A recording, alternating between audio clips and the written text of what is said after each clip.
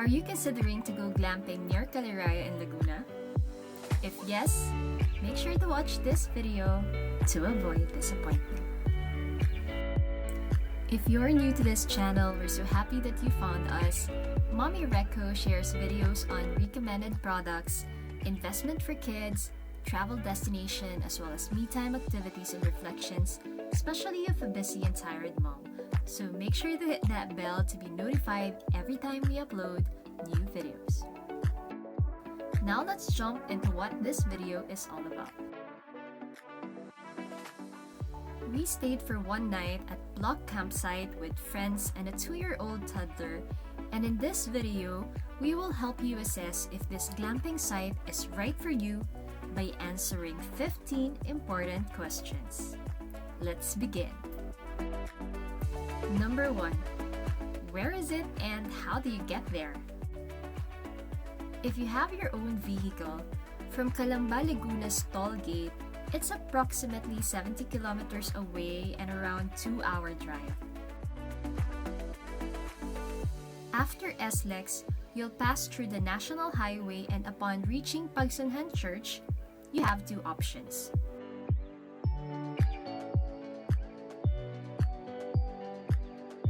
So just check maps or Waze on which route will bring you there faster. In our case, we turned right and took this route.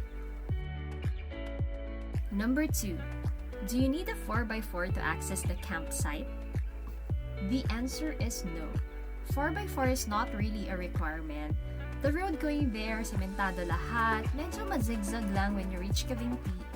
But even sedans, pwedeng-pwede. Question number 3. Do they have enough parking space?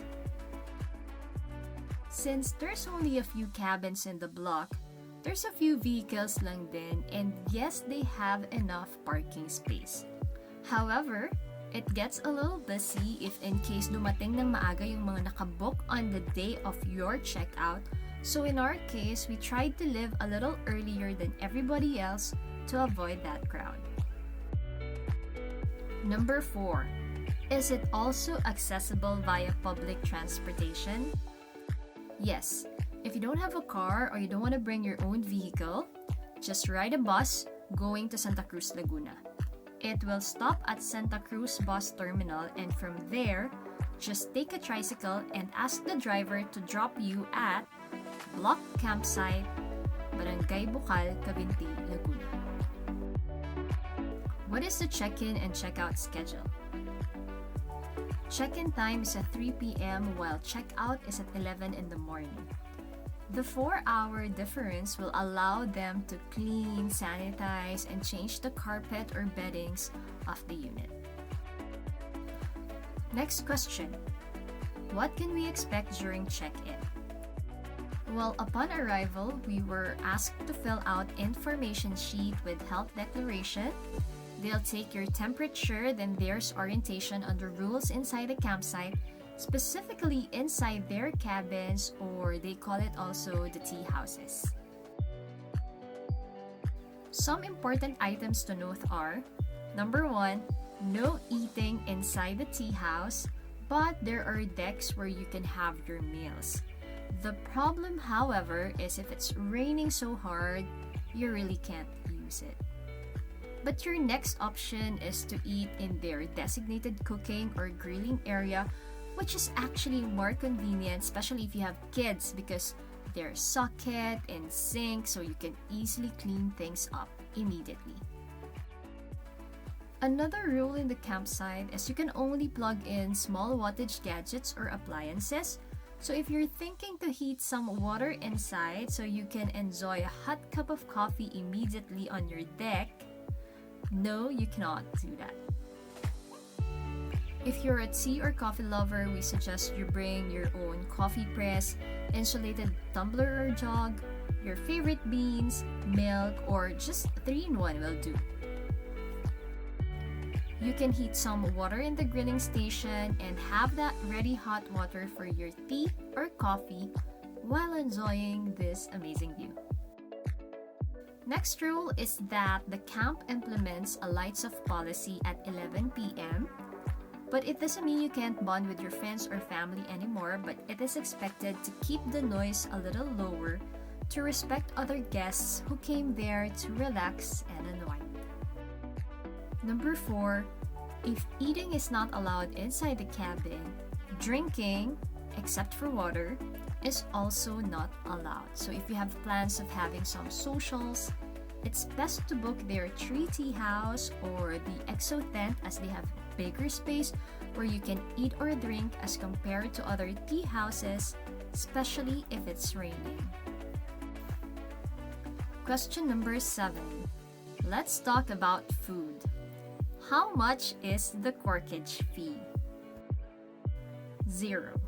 There's no corkage fee because it is highly encouraged that you bring your own food. Note that there's no fridge inside the cabin, so you need to bring a cooler in case you'll bring ready-to-eat meals or you have with you meat, hot dogs, or anything you want to cook while glamping. Next question related to that is, where can we cook and is it really allowed? Yes, cooking your own food is allowed but not inside the cabin or the deck for safety reasons. But you can set up outside the tea house if you have with you your own table, pans, cooking equipments, and your own butane maybe, because plugging in electric grillers, again, is not allowed inside the cabin. If you don't have this camping gears and if it's also raining, again, you can always go to the grilling station with your electric grillers or portable stove. Question number 8. What if you don't have the time and talent to cook? Well, if you don't want to bother yourself with all the mess of preparing meals, you can just place your order there and they offer meals as well. Expect though that it's more expensive than the usual. Those are the important rules discussed during the orientation, and before they show you where your rooms are, they will take a photo of you for documentation purposes only, and no, they will not upload it. So after check-in, they will now bring you to your cabin, also called the tea house, and here are the different options that you can choose from.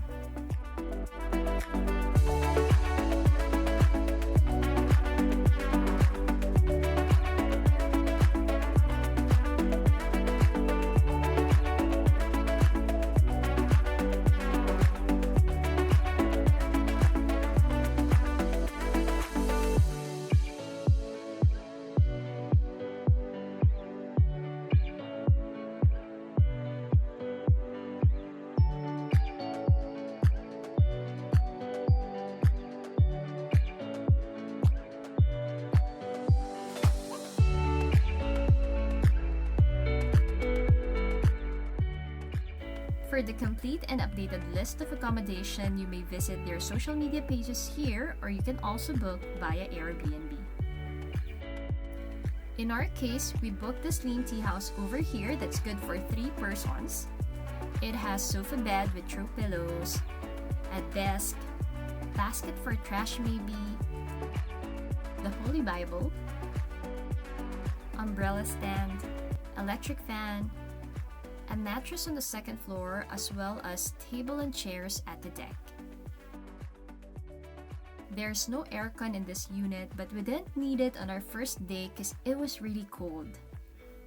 They do have screen doors, so it's okay to open the glass doors for more air while keeping the insects away. Question number 10. Do you have your own bathroom? The answer is no. They offer common toilet and shower rooms, and it was mentioned that accommodation units along the lake shore are not allowed by the local authorities to have toilet facilities in order to keep the lake water and surroundings clean. So, if you prefer a cabin that's close to the restroom, better inquire and request if the closest cabins are still available. Next question, what other activities can you do at the camp?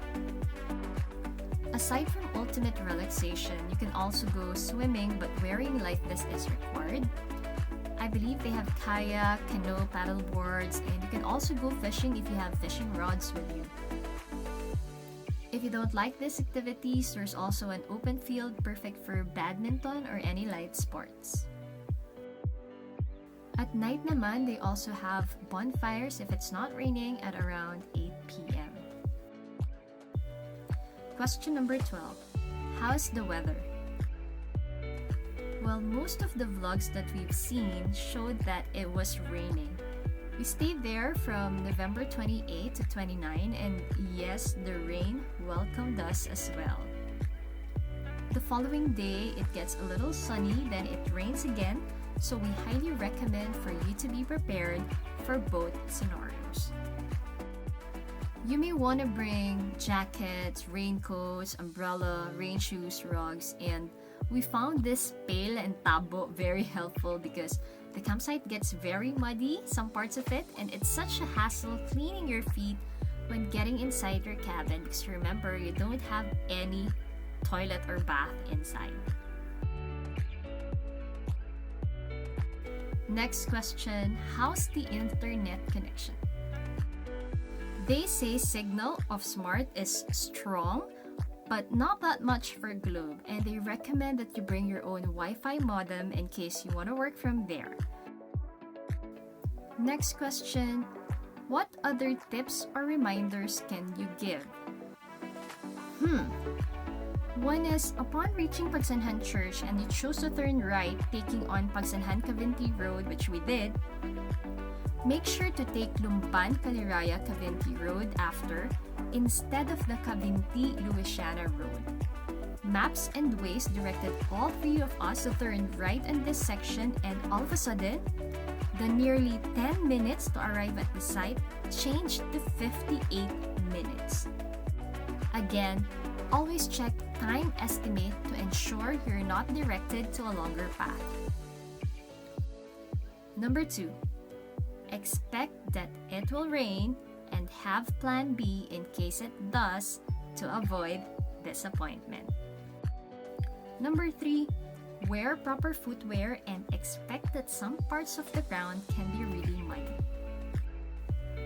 Next is to bring our own linens and utensils because we're still in the middle of pandemic, so we believe it's still best to use our personal belongings. And lastly, do your research so you know what to expect and you'll be prepared for it. And for the last question, does Mommy Reco recommend the BLOC Campsite? Well, yes, we do recommend if you're okay with common restroom, having not much of appliance inside the cabin, and not minding having mud on your feet. And if you're looking for a serene, calm, and relaxing ambiance, or you want to reflect or just rest, then we highly recommend the BLOC Campsite. We also need to commend how organized their management is and how great their customer service is from the time of check-in up to check-out, so it's really a must-try. That's all for this video. We hope you were able to help you decide if glamping in BLOC Campsite is right for you. And if you find this helpful, please click the like button or comment down below if you have any questions. Make sure to subscribe and hit that bell because on our next video, we'll share our expectation versus reality experience at this campsite from a mom's point of view. Thank you very much for watching and see you on our next video.